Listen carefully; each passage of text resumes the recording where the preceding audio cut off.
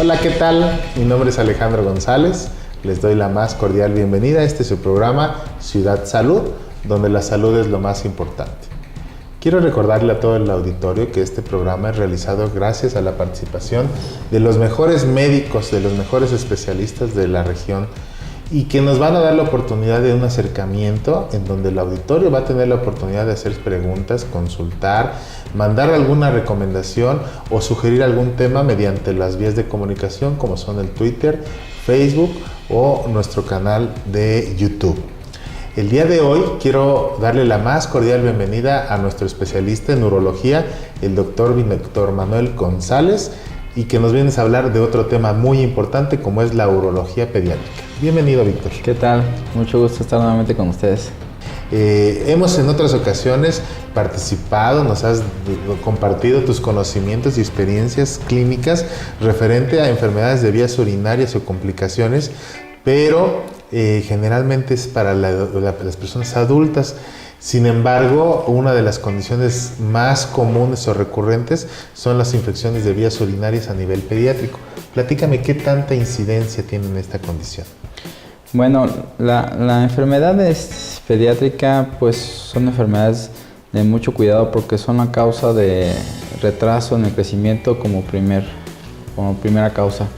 Eso quiere decir que un niño que tiene tanto infecciones de vías urinarias o alguna malformación en la vía urinaria que le condicione infecciones, va a tener retraso en el crecimiento que se va a ser muy notable en comparación con sus compañeros.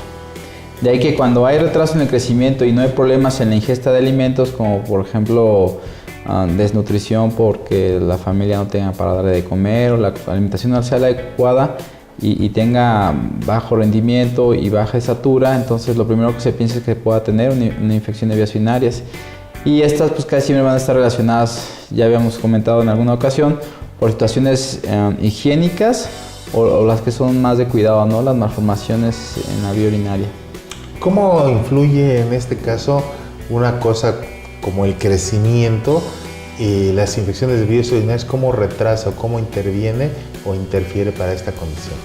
Pues hay que recordar que el cuerpo tiene que defenderse y en la defensa va a utilizar muchos mecanismos y entre ellos va a ser la producción de células para defensa y entre otros mecanismos como la fiebre. Entonces cuando hay fiebre en un niño pueden pasar muchas cosas. Un alto gasto metabólico, va a haber mucha cantidad de calorías que se van a estar consumiendo y riesgo hasta de daño neurológico, porque sabemos que cuando un niño tiene una temperatura mayor de 38, pues puede convulsionar. Y todo esto va relacionado directamente con que esa energía, en lugar de estar encaminada para el desarrollo natural y normal de un crecimiento, esa energía, esas calorías se están gastando tratando de combatir esta infección crónica. Sí, todo es muy obvio. La gente sabe que cuando un niño tiene una infección de cualquier tipo, en 1 o 2 días baja medio kilo, 1 kilo, ¿no? Por lo mismo, nada más puro gasto metabólico de defensa. Al estar produciendo células especializadas para defenderse y los cambios a nivel térmico, en este caso la fiebre, van a generar también pérdida de calorías. Sí, que la fiebre es un mecanismo de defensa para matar células también pues, bacterianas. Entonces estabas hablando que un niño cuando se vea reducido en su talla o en su peso y que no tenga una relación directa, o sea, este niño que come mucho, que sí tiene un buen sustento nutricional y que los hábitos alimenticios también son convenientes, pero sigue siendo de talla baja, ¿primero sospechan una infección de vías urinarias entonces? Sí, hay que descartarla, es la primera causa. Y entonces, aunque a veces se les hacen los estudios y no se detecta como tal por el pediatra o por el médico familiar que tenga más que leves molestias para orinar o pequeños cambios en el examen general de orina, pues tendrá que ser enviado con el especialista para que realmente sea revisado a fondo con estudios más completos. Casi siempre cuando hay alteraciones muy significativas durante el embarazo, el ginecólogo se va a ir dando cuenta porque, bueno, la penetración del ultrasonido es muy buena, sobre todo cuando hay líquido alrededor, en este caso el líquido amniótico, y eso da la oportunidad de que se puedan medir cosas en los bebés que todavía no nacen, ¿no? Entonces miden el diámetro de la cabeza, miden cómo late su corazón, que tenga formados sus bracitos, sus manos, sus dedos, si es niño o es niña, y entre esas cosas se puede ver los riñones. Entonces ya desde ahí se puede ir identificando que un riñón no tenga una buena formación, que un riñón esté tapado porque su desarrollo no fue el adecuado, y entonces en ese momento ya no se va a esperar que el niño tenga complicaciones ya que haya nacido el bebé, sino se empieza a tomar medidas, ¿no?, para mejorar esa anatomía que ha variado. Fíjate qué importante saber que la atención de este tipo de complicaciones va desde situaciones intrauterinas, ¿no? Se puede ir previniendo malformaciones congénitas o alguna condición obstructiva de las vías urinarias que después del nacimiento nos van a condicionar complicaciones de este tipo. Sí, y bueno, las complicaciones las tenemos en el desarrollo tanto de los riñones, de la vejiga, del uretero y la uretra, porque bueno, se van formando de manera independiente y entonces por estímulo de orina, por estímulo de crecimiento, se van uniendo esas estructuras. Entonces se forma la vejiga, se forman las yemas ureterales, se forman los primordios renales, se forma la yema ureteral superior y se va alargando hasta que se pega, y entonces ahí pasa uno de los primeros problemas. Estenosis de la unión ureteropiélica, donde la yema que va bajando del riñón y la que viene de la vejiga a formar el uretero no se alcanzan a fusionar de manera adecuada, no alcanza a pasar orina que lo va a abrir y dilatar, y entonces queda cerrado. Entonces el riñón empieza a producir orina y se empieza a dilatar, y entonces eso es lo que se ve luego en el ultrasonido. Otra de las enfermedades también muy comunes, que es en los niños, ¿no? Que el prepucio, que es la piel redundante adelante de la cabeza del pene, esté muy cerrada, realmente sea puntiforme, y de hecho eso se nota cuando el niño va a orinar o el niño está orinando y se abomba esa piel, no se debe de abombar. Entonces esa es otra de las causas de infecciones, pero de las más fáciles, ¿no? De igual manera, en el desarrollo de la uretra, tanto en el hombre como en la mujer, puede haber exceso de repliegue de mucosa, que en los hombres se llaman valvas, y en las mujeres pues no tienen ese nombre, pero bueno, tienen un repliegue de mucosa que les cierra el cuello de la vejiga, y eso también va a ocasionar obstrucción y problemas de infecciones que va a dar retraso en el crecimiento. Vamos a un corte, estamos en Ciudad Salud, regresamos con toda esta condición de la urología pediátrica. No se vayan.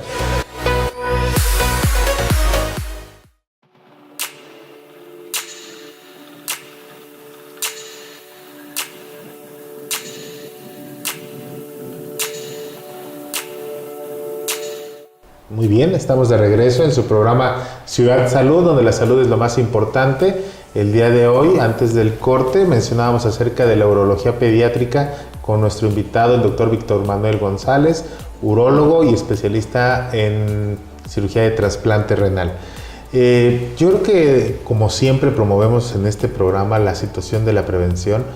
Entonces, hablamos de que en los niños este ejercicio del desplazamiento del prepucio para la exposición del pene y que no haya una obstrucción mecánica nos da una probabilidad mayor para esto. A mí me gustaría que profundizáramos más y le explicaras al auditorio acerca de esta condición de la fimosis que se presenta. Sí, bueno, normalmente es una piel que se encuentra cerrada, pero es elástica, y que conforme se madura tiene hasta los 4 años para madurarse y realmente abrirse y tener un desplazamiento completo, pero no todas las personas sucede eso. Entonces lo que se recomienda es, se van a hacer los ejercicios. El parámetro es que en un niño de menos de 1 año que no crece, que el examen general de orina sale contaminado, que no puede bajarse esta piel, pues en definitiva se dará la circuncisión. De otra manera, el ejercicio se realiza en el momento posterior a lo que es el baño, porque el niño se baña en una tinita con agua tibia, se queda habitualmente 5 o 10 minutos en lo que le hacen todo su aseo o está jugando, y eso da tiempo a que el agua hidrate la piel, y entonces esa piel hidratada va a ser más elástica. De ahí que en ese momento es cuando se debe hacer gentilmente el desplazamiento hacia abajo con los 2 dedos en el momento que se está secando el niño, y lo que dé, ¿no? Solito va a ir, conforme pasen los días, ir dando más y más y más. Claro que si se hace muy tenso y se ve que no tiene esa elasticidad, pues bueno, tendrán que ir con el médico para que lo revise y les digan cómo se haga, pero habitualmente así es el ejercicio para descenso de la piel. Ahora, esta condición, como dices, cuando no se da el desplazamiento, la piel no es lo suficientemente elástica o que no se tenía esta información, porque estamos hablando que esto es antes del año de edad. Después de los 3, 4, 5 años ya va a ser un poco más complicado. Tienen que acudir contigo, con el pediátrico, en el caso tuyo, para una intervención quirúrgica de hacerle el procedimiento de circuncisión. Entender que ese es algo gentil, es un movimiento suave, dócil, que se tiene que hacer hasta donde lo permita la piel, y no así como que, sí, ahorita baja, va a haber suaz, no, pues no.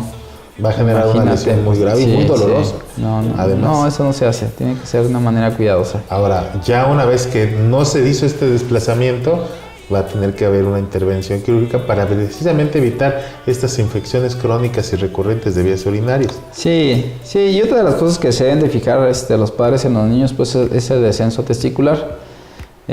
Habitualmente, pues, los testículos se forman en la cavidad abdominal y entonces van a ir descendiendo conforme va creciendo el producto, el embrión, y la parte final de descenso, pues, es en la región escrotal.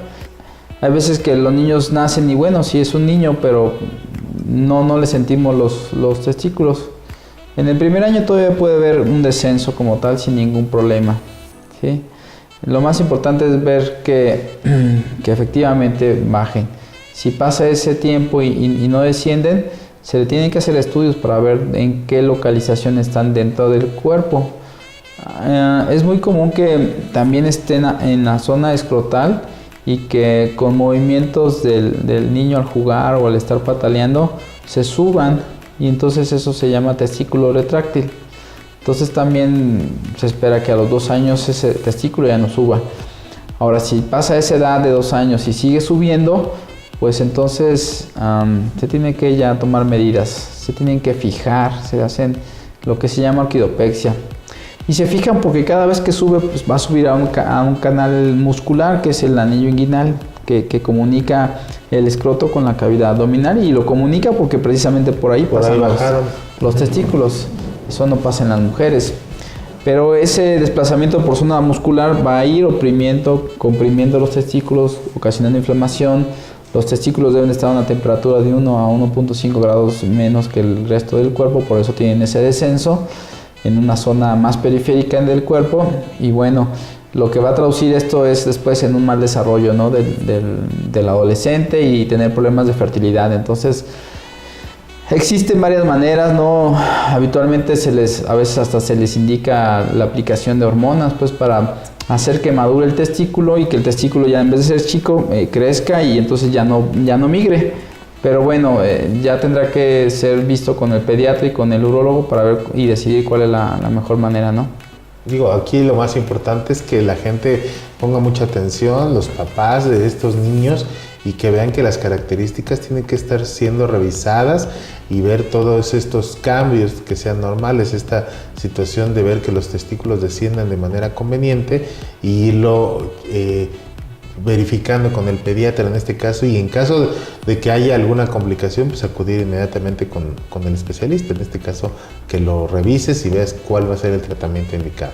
Ahora, no nada más esta condición va a generar complicaciones en ese momento, sino va a haber situaciones de deficiencias en el desarrollo y complicaciones de carácter de esterilidad o la falta de producción de sus células reproductivas por efecto de esta situación mecánica, ¿verdad? Sí, bueno, la urología pediátrica es una situación mucho de reconstrucción, de darle normalidad a las estructuras, ¿no? De darle situación de buen desarrollo. Entonces, es muy compleja, realmente llegan a tener padecimientos aún. Estos fueron los menos severos, pero bueno, hay falta de desarrollo en el cierre de lo que es la uretra. Entonces, hay niños que nacen con el conducto para orinar hasta en la zona cerca del ano, en la zona escrotal, en la zona del vientre del pene, y entonces ya se tienen que hacer cirugías para hacer una reconstrucción de toda esa uretra para que llegue a lo más anatómicamente posible a lo que es el glande. Y esto tiene 2 razones. Una, obviamente darle normalidad a lo que es las situaciones de genitales externos, y bueno, de fertilidad también. Si la gente tiene o el niño se desarrolla con uretra que no es completamente hasta lo que es la punta del pene, lo que va a pasar es que cuando esté en edad de reproducción no va a haber depósito de semen en la zona adecuada, ¿no? Va a quedar muy afuera o no va a penetrar. Entonces también tiene situaciones de ese tipo, pues. Entonces en los niños hay que ver las cosas que le pasan en ese momento y lo que le va a pasar en el futuro. Sí, por eso es importante la revisión continua por parte del pediatra y en caso de encontrar una anomalía, pues referirlo completamente hacia contigo. ¿Sí? Entonces vamos a un corte y regresamos. Estamos hablando de urología pediátrica del doctor Víctor Manuel González, urólogo y especialista en trasplante de riñón. Ciudad Salud, volvemos después del corte.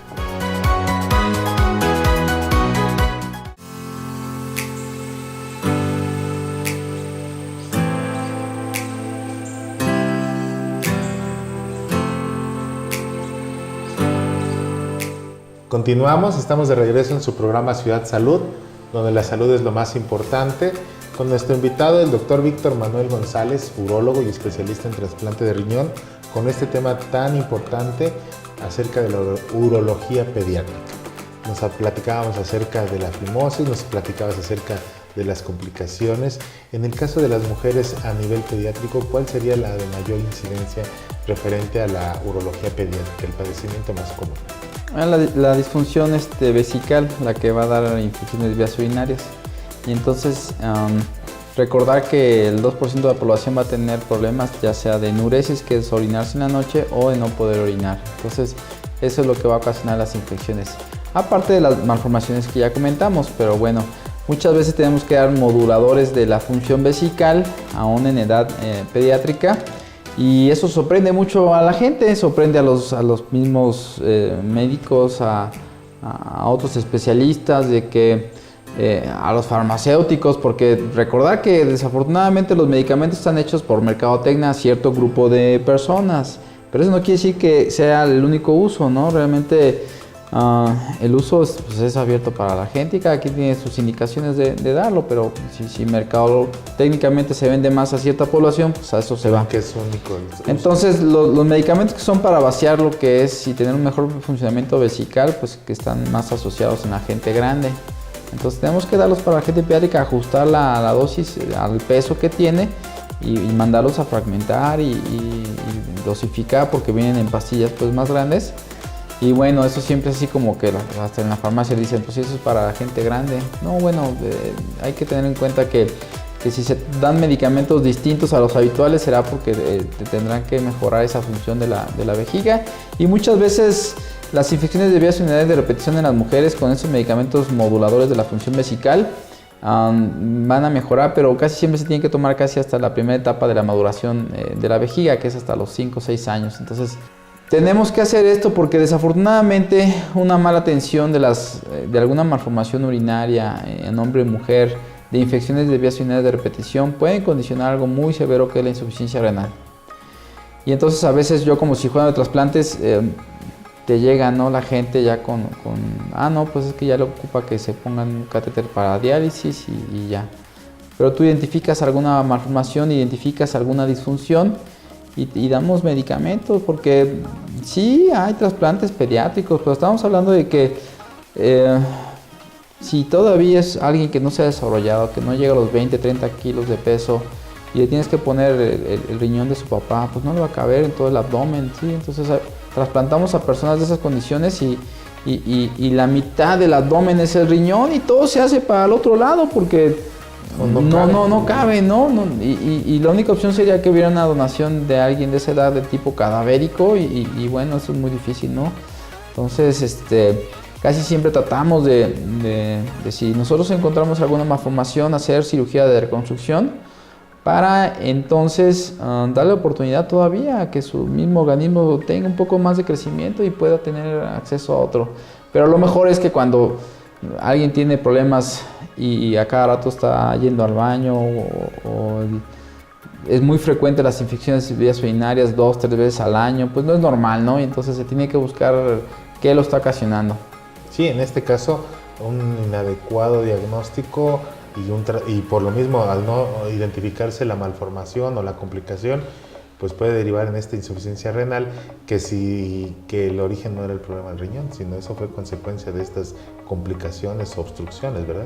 Sí, y el problema es que, bueno, está bien, si una persona llega a una falla renal, pero es producto de una malformación o a nivel vesical, una malfunción vesical, pues es lo mismo, tienes que tratar eso, porque tú vas a trasplantar a alguien con ese problema, pues le va a pasar lo mismo. Entonces, aquí es importante la identificación y pues en este caso los pacientes pediátricos, los papás somos los que tenemos la responsabilidad de reconocer, identificar las estructuras, el número de micciones, la calidad, no dejar pasar la sintomatología que pueden llegar a tener los niños, su disuria, fiebre, disminución en el crecimiento, y esto pues no es privativo. En esta edad hablabas de que es más común en los hombres, pero hombres y mujeres, niños y niñas pueden estar propensos a alguna complicación o alguna afección de urología pediátrica. Sí, no, pues es que hay que ver lo que es lo normal, ¿no? Y obviamente a los niños pues no darles de tanto refresco, tantos jugos que no sean más que naturales. Hablabas de que los conservadores podían generar este tipo de situaciones, los refrescos. Azúcares, van a tenerlos más en riesgo. O sea, cuando la gente toma mucho azúcar, el cuerpo tiene un límite para metabolizarlo y pasando eso lo estás poniendo en estrés y vas a caer en un estado de intolerancia al azúcar y entonces ya eso te va a generar una diabetes. Estamos por cerrar el programa del día de hoy. Quisiera que nos dieras tus conclusiones respecto a este tema de urología pediátrica. Ok, todo niño debe de ser bien reconocido cuando nace, ver que sus estructuras sean las adecuadas. Los papás deben de ver que tenga todo completo, que si es un niño tenga sus cosas sus testículos en el escroto, que pueda bajar lo que es el prepucio, que es una niña que esté orinando bien, que no se roce con el pañal, que esté tomando agua. O sea, es muy fácil identificar, sobre todo en un niño, si la orina está muy concentrada, si a cada rato lo tiene que llevar porque tiene problemas, su orina huele mal y el pediatra le dice que tiene infección. Las infecciones no deben de presentarse y si se presentan de manera recurrente tendrán que hacerse estudios, no nada más los básicos, sino un poco más avanzados, ultrasonido, urografía excretora, cistograma miccional, tomografía, el que sea necesario para identificar. La situación es que va a haber retraso en el crecimiento, entonces toda variante que veamos en nuestros hijos, pues tenemos que tomar en cuenta para que no suceda. No hay cosas que cambien con el tiempo, menos en las enfermedades, se tienen que prevenir que no se presenten. Ahora, ya una vez que está establecida alguna de estas condiciones, el especialista, en este caso el urólogo pediatra o el urólogo, sería el conveniente para hacerle el tratamiento, ¿no? Sí, la cirugía pediátrica tiene formación en urología y la urología también tiene formación en urología pediátrica, entonces en las dos pueden tratar esto. Pues no me queda más que agradecerte una participación de carácter tan extenso y tan informativo.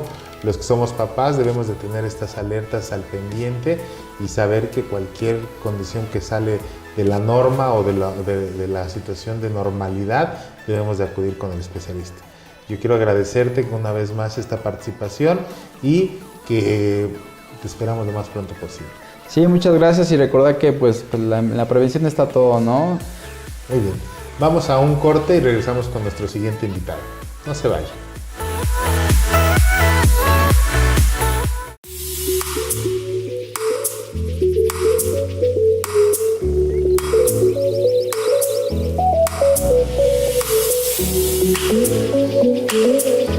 ¿Qué tal? Estamos de regreso en su programa Ciudad Salud, donde la salud es lo más importante. Regresamos con el doctor Leopoldo Sotelo en la segunda parte de nuestro programa. Recordemos que él es el cardiólogo, el especialista encargado de todas las afecciones cardíacas y él, además de ser cardiólogo, es cardiólogo intervencionista.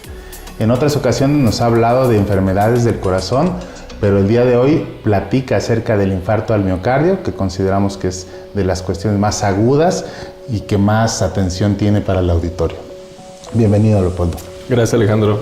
Platícanos acerca de esto que todos le tememos en algún momento y que desafortunadamente las condiciones actuales del estrés, de la vida, de la dieta, de los hábitos, nos tienen en esta situación tan peligrosa. Sí, Alejandro, pues muchas gracias nuevamente y gracias al auditorio.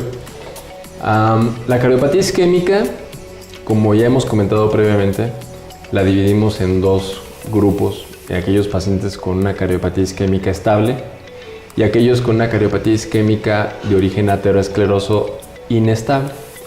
Esta situación de inestabilidad básicamente está dada por dos circunstancias que comparten el mismo origen, que es una enfermedad de las arterias del corazón que tienen una placa de colesterol previa que por alguna circunstancia se rompe, y como es un vaso sanguíneo, esas sustancias se liberan dentro del torrente circulatorio de las arterias del corazón y se forma un coágulo.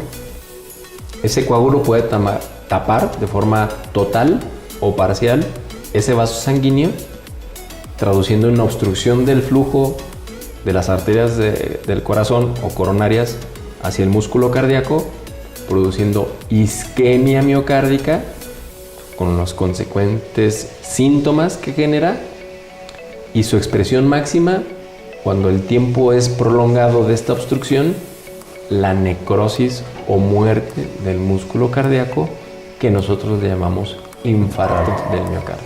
Toda persona que tiene un síndrome coronario agudo, que así nosotros lo identificamos, puede ser una angina inestable, digamos como la obstrucción parcial del vaso sanguíneo, o una obstrucción total, que es el infarto agudo del miocardio, y comparten el mismo fenómeno que genera el problema de la cardiopatía isquémica. Muchas de las veces utilizo quizá un término no muy adecuado, pero fácilmente explicable, que identificamos a nuestras arterias del corazón como un sistema de tuberías. En el transcurso del tiempo, de los años y de factores externos o propios del individuo, se va tapando. Y muchas veces nos ha pasado en nuestra casa que se tapa el desagüe de uno de los baños, del lavabo, del baño, en fin. Pero a veces esa obstrucción no es total. Deja de pasar, deja un poco pasar un poco el agua, se vuelve a tapar, vuelve a dejar pasar. Es un fenómeno dinámico.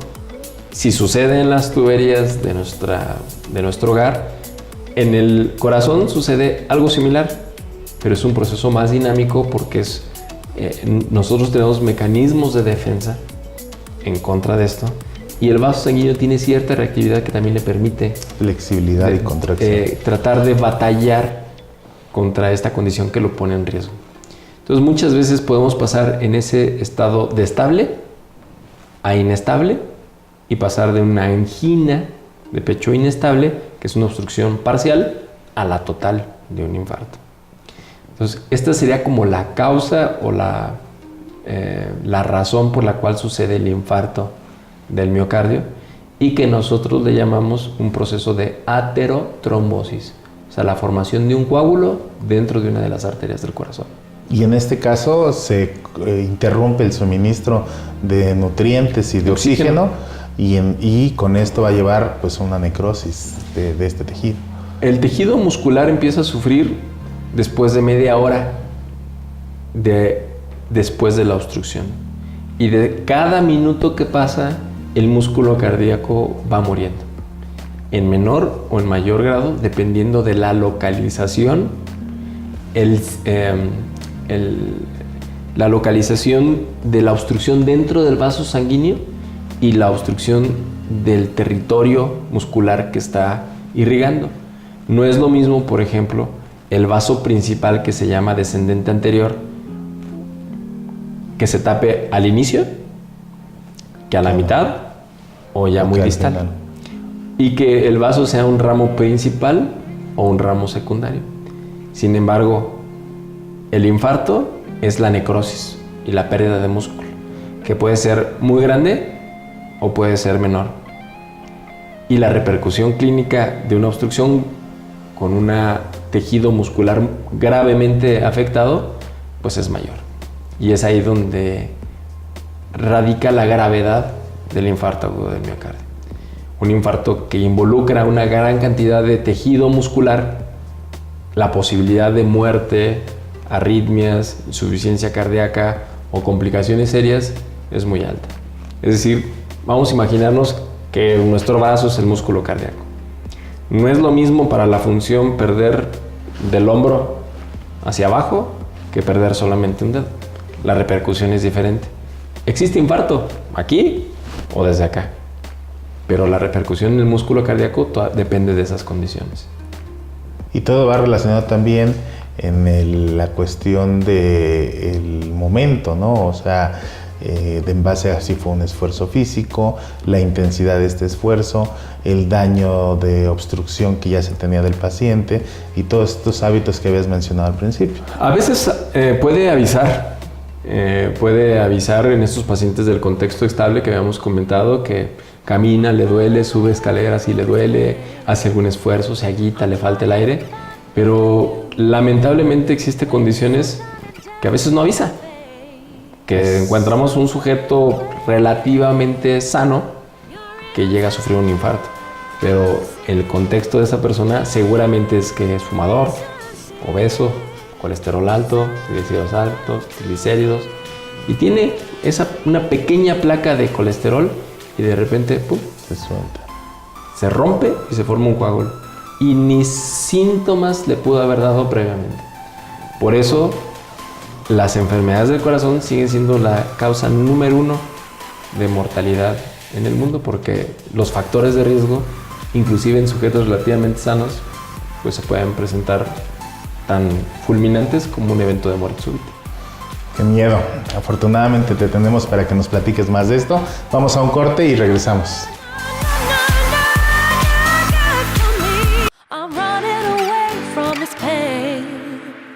I'm trying to find a new way where the sun's shining down on my face. Muy bien, estamos de regreso del corte comercial. Recordemos que en el segmento anterior nuestro especialista, el doctor Leopoldo Sotelo de la Puente, cardiólogo y cardiólogo intervencionista, nos estaba dando el preámbulo acerca del infarto al miocardio, explicándonos cómo se manifiesta, cómo se da a nivel fisiológico, pero lo que más nos interesa a todos es cómo se siente, cuál sería la sintomatología de esta condición para poderla identificar a tiempo. Teniendo en cuenta que el infarto agudo del miocardio es una situación que amenaza la vida, el síntoma característico de un paciente que sufre un infarto es el dolor. Es un dolor que se localiza detrás del esternón, que nosotros llamamos retroesternal, o prácticamente en la región anterior del tórax. Es un dolor opresivo. Muchas veces lo describen que tienen una piedra en el pecho o que lo están apretando entre una prensa. Ese dolor puede tener cierta variación de localización dependiendo de múltiples factores, la edad, si es diabético, si es fumador, si es mujer, si es hombre, en fin. Puede irse al cuello, una sensación de dolor en la mandíbula o golpe en la mandíbula, a los hombros o a la espalda, muy frecuentemente hacia el brazo del lado izquierdo, y se acompaña además de este dolor tan intenso de una sensación inminente de muerte. Es un dolor sumamente intenso que el paciente identifica que se va a morir en ese momento. Ese dolor puede nosotros clasificarlo, tenemos una escala 0 al 10 y habitualmente es un dolor fortísimo, de 8, 9, 10 o 11 o más, ¿verdad? Que es la característica principal, nuevamente es el dolor. Hay otras personas que pueden no presentarlo, pero la mayoría de las personas puede presentar dolor. Se acompaña de sensación de desvanecimiento, mareo, inclusive pérdida del estado de alerta o desmayos. Puede presentar sudoración profusa. Imagínense que está en un vapor, sudando de forma importante y estando en reposo. La pregunta frecuentemente como se responde es que me bañé en sudor. Mojé la cama, me tuve que cambiar la playera porque estaba empapado. Que son datos de una descarga adrenérgica misma que genera el propio infarto. Pueden presentar incluso náusea o llegar hasta el vómito o sensación inminente de evacuar, que tienen que ir al baño, y ya a evacuar. La duración del evento doloroso es más prolongado, mayor a media hora. Puede llegar a ser 1 hora, 2, 3, 4. Lo habitual es que le pediríamos a la población que no se espere pues, más de 1 hora en llegar al hospital para hacer el diagnóstico de forma pronta y oportuna y de forma adecuada. El dolor no se retira con los analgésicos convencionales, ni con un omeprazol, un antiácido, una buscapina, una paracetamol, inclusive una aspirina no quita el dolor. La aspirina puede llegar a servir, pero por otro motivo, pero no para quitar el dolor. Es un dolor que no se quita con los analgésicos y que no se dé estando ni sentado, ni acostado, ni de ninguna forma. Entonces, el cuadro clínico para nosotros es una herramienta muy importante para identificar qué pacientes tienen este evento. Algunos pacientes no pueden llegar a presentar todos estos síntomas. A veces se confunde con una indigestión. A veces se confunde frecuentemente con una neumonía.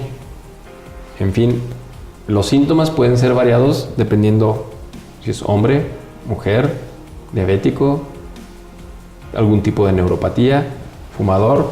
La experiencia del médico aquí es vital para poder hacer el diagnóstico de forma adecuada. Y también el momento, ¿no?, en el que está participando el individuo. O sea, si era una persona que estaba dormido o que estaba en actividad física. Digo, sabemos que se puede presentar en todos estos casos, pero puede tener una relación.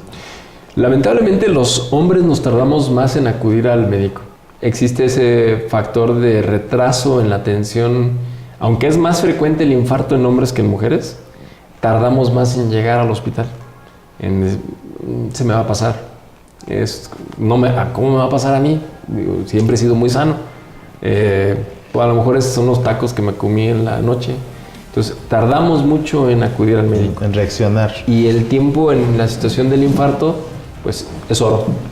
Mientras más pronto se diagnostique y se dé el tratamiento oportuno, las posibilidades de que el daño del corazón se limite y su pronóstico a largo plazo sea bueno, depende fundamentalmente del tiempo.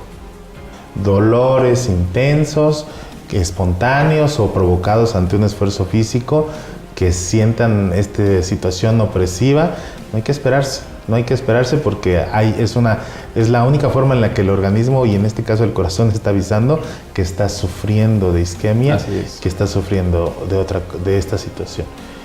¿Existe algún rango de edad en el que podamos considerar más común esta condición aguda? Sí, es muy frecuente después de los 45 años de edad en adelante. Quizá el pico máximo lo vemos entre los 50 y los 70 años de edad. Sin embargo, como la aterosclerosis, que es la base de este problema, se genera cada vez más en gente más joven. Y hemos tenido, lamentablemente, que ayudar a personas, varones de 35, 32, 38 años, con un infarto. Entonces, es importante no centrarnos en que solamente le pasa el infarto a las personas grandes, ni a las personas mayores. Aquella persona que tiene factores de riesgo de forma importante y que desencadena un problema de dolor o angina de pecho, inmediatamente tiene que atenderse porque no tiene como tal una edad. Digo, y además seguramente entre más pronto se reciba la atención, además de las secuelas de este daño van a ser más importantes, y son personas que queremos que tengan una calidad de vida mucho más adecuada para su edad, ¿no? Claro. Recordemos que el hombre que es más frecuente el infarto está todavía en la vida productiva. O sea, un sujeto de 45, 50, aún 60 años se mantiene productivo. Y una situación que amenaza la vida de este tipo al pilar de la familia, pues puede ser devastadora. Si nosotros tenemos la oportunidad de identificarlo y de tratarlo de forma oportuna, podemos hacer que el sujeto se restablezca su estilo de vida laboral muy similar a como lo hacía previamente. Qué importante es esta información. Vamos a un corte, estamos en Ciudad Salud y regresamos.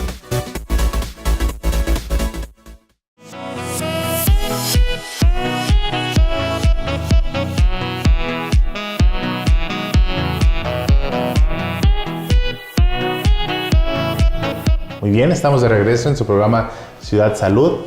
Estamos a la orilla del sillón con la plática con el doctor Leopoldo Sotelo. Nos está hablando de infarto agudo al miocardio.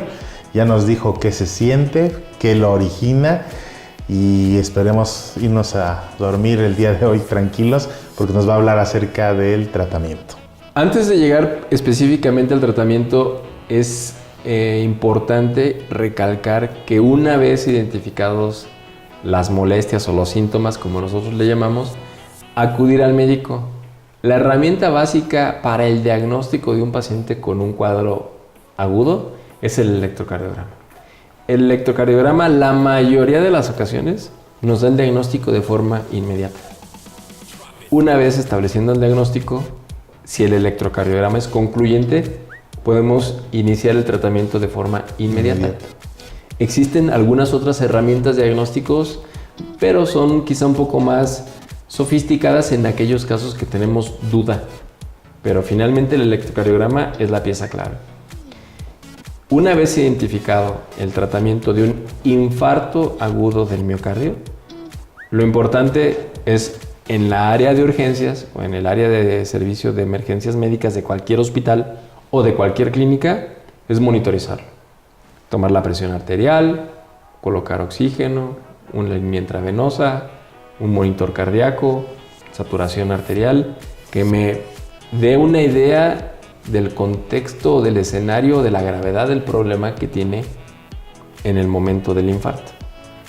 Y existe el tratamiento farmacológico del tratamiento del infarto y el tratamiento mecánico del tratamiento del infarto. Además, el tratamiento coadyuvante que debe tomar en cualquiera de estos dos tipos de tratamiento. El paciente que sufre un infarto, se establece el diagnóstico y las condiciones clínicas de ese paciente, puede ser candidato para dos tipos de tratamiento. El tratamiento de reperfusión de forma farmacológica, que es con medicamentos, y nuevamente regresando al ejemplo de las tuberías, es una especie de medicamento como el Drano. A destapar. Entra, se coloca intravenoso y disuelve el coágulo que se está formando en ese momento. No elimina la causa que lo genera, sino solamente disuelve el coágulo. Ese medicamento nosotros lo llamamos trombolítico, que es un medicamento que se ha utilizado desde hace aproximadamente 60, 70 años, cada vez nueva generación de trombolíticos, cada vez mejores, pero tienen sus ventajas y sus desventajas. Este tratamiento de reperfusión o de apertura o de permeabilizar el vaso es un tratamiento farmacológico versus o en contra el tratamiento mecánico del infarto, que es el tratamiento más recomendado cuando se tiene la tecnología para hacerlo, que es la angioplastía primaria, que se realiza mediante un cateterismo cardíaco en una sala específicamente y exprofeso para ese procedimiento, en el cual se abre la arteria mediante un catéter por el brazo o por la pierna que llega hasta donde nacen las arterias del corazón y se destapan. Se coloca una malla que feruliza por dentro el vaso sanguíneo, haciendo que la obstrucción, si era del 100%, sea del 0 o del 5 o máximo del 10, restableciendo el flujo de forma más clara, más amplia, para que el músculo cardíaco no sufra más, que la cicatriz se haga pequeña y que el resto del tejido cardíaco no sufra. Entonces existe este tratamiento como la reperfusión mecánica mediante la angioplastía primaria y la farmacológica mediante el uso de trombolíticos. Quizá esto es lo más importante en cuanto al tratamiento y además del tratamiento coadyuvante. Oxígeno, aspirina, anticoagulantes, varios tipos de heparina, otros medicamentos que afectan la función de las células plaquetarias que forman una parte muy importante en la formación del coágulo, entre otros medicamentos que hacen del tratamiento del infarto agudo del miocardio, aunado a las dos principales, este tratamiento adyuvante. En este programa nos hemos tenido oportunidad de escuchar a diversos especialistas y la tecnología ha superado las expectativas y a veces la imaginación. ¿Quién fuera a pensar que tienes una obstrucción a nivel cardíaco y tú con toda tu tecnología, la infraestructura, tu entrenamiento, tienes la posibilidad de llegar hasta ese punto? Digo, a fin de cuentas, esperemos que la gente no llegue a esta condición. Es importante que sepan que es parte del tratamiento de emergencia y que esto le va a salvar la vida. Sin embargo, pues siempre te pedimos que nos des las conclusiones y que van principalmente a la cuestión de la prevención en este caso. Claro. Siendo reiterativos, el infarto es una situación que podemos evitar en la mayoría de los casos. El infarto es una decisión que amenaza la vida. Es una decisión que afecta de forma significativa tanto la vida como la calidad de vida si sobrevive en los años subsecuentes. Entonces, de ahí radica que a nosotros nos parece clave que la gente se cuide, que no fume, que haga ejercicio, que baje de peso, que cuide sus niveles de azúcar, de colesterol, triglicéridos, pues la cantaleta que ya todos sabemos. Identificar los síntomas. Acudir de forma inmediata una vez que se tienen estas molestias. Qué importante. A fin de cuentas, yo considero que toda esta información nos va a servir, pero pues hay que acudir contigo a la menor molestia o a la menor sintomatología, ya que primero hay que prevenirlo, pero una vez que está establecido, especialistas de tu calidad, de tu capacidad, nos van a poder brindar esta posibilidad de una nueva oportunidad de vida y con esta calidad que todos estamos buscando. Muchísimas gracias, doctor. Es siempre muy importante e interesante escuchar tus consejos. Nos quedamos un poco más tranquilos sabiendo que en tus manos podemos tener una opción del tratamiento y quiero agradecerte otra vez tu participación. Alejandro, nuevamente gracias por la invitación y a tus órdenes para cuando quieras. Muy bien. Pues esperamos tener pronto de vuelta al doctor Leopoldo Sotelo de la Fuente, el cardiólogo y cardiólogo intervencionista. Ya vieron la capacidad que tiene él para resolver estas condiciones de emergencia. Y a todo nuestro auditorio quiero recordarles nuestras vías de comunicación, el Twitter, Facebook y el canal de YouTube. Y no me queda más que agradecer al doctor y a todo el auditorio el haber participado en este programa. Los esperamos en nuestra próxima emisión del programa Ciudad Salud. Hasta luego.